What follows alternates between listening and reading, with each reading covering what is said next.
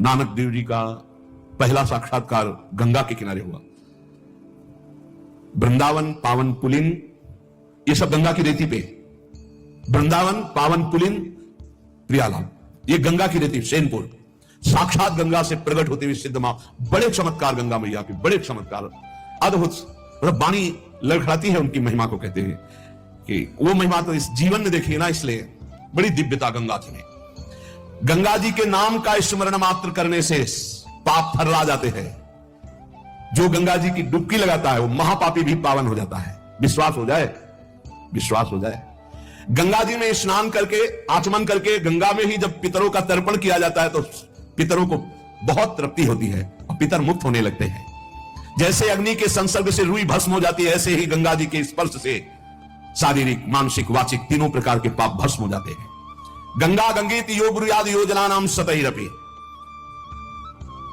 जो 100 योजन दूर, 400 कोस दूर से गंगा गंगा गंगा बोले, मुच्यते सर्व पापेभ्यो विष्णुलोकम स गच्छति, वो शरीर निष्पाप हो जाएगा, वो वाणी निष्पाप हो जाएगी, उसका मन निष्पाप हो जाएगा और वो भगवत धाम का अधिकारी हो जाएगा।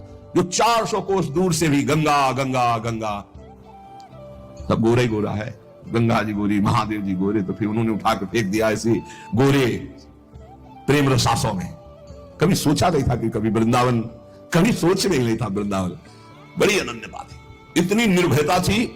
अब गंगा किनारे तो गांव में लोग ऐसे ही लाश प्रवाहित करते हैं ना, कुत्ते वहां के बहुत प्रवीण होते, बीच धारा से घसीट के लाश लाके ऐसे, और वही किनारे हम भी पड़े हुए हैं, वही वो चीत रहे, कोई फर्क नहीं पड़ता, एकदम निर्भयता। भगवान शिव की अनन्यता। गंगा जी को जब देखते हैं तो एक तो धारा में प्रवाहित होती है, भगवान शिव के जटा में भारी तन्मयता। गंगा जी की विशुद्ध कृपा, अपार शक्ति। कह रहे सैकड़ों योजन दूर से अगर गंगा गंगा गंगा ऐसा पुकार दे तो उसका शरीर पवित्र हो जाएगा, उसका मन पवित्र हो जाएगा, उसकी वाणी पवित्र। कल नरकों का वर्णन हुआ था, आज नरकों से उद्धार का वर्णन हो रहा है भाई। गंगा जल का आचमन करने वाला, गंगा जल का स्नान करने वाला, गंगा की धारा का दर्शन करने वाला, 400 कोस दूर से गंगा गंगा गंगा ऐसा उच्चारण करने वाला नरक नहीं जाएगा। कल जब नरकों का वर्णन हुआ था तो कई लोगों की बातें आई थी कि हमारे 38 के 38 हमारे में लक्षण है, अब क्या होगा। कोई कहता हमें 5 है, कोई कहता हमें 2 है, इसका मतलब नरक जाना पक्का है। तो आज उसकी काट सुन लो।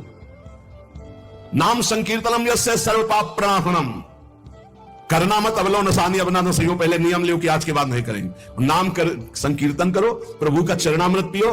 कभी अवसर मिले तो गंगा जी के समीप जाके साष्टांग दंडवत करके डुबकी लगाओ, आनंद पूर्वक खड़े होकर कुछ देर नाम जप करो।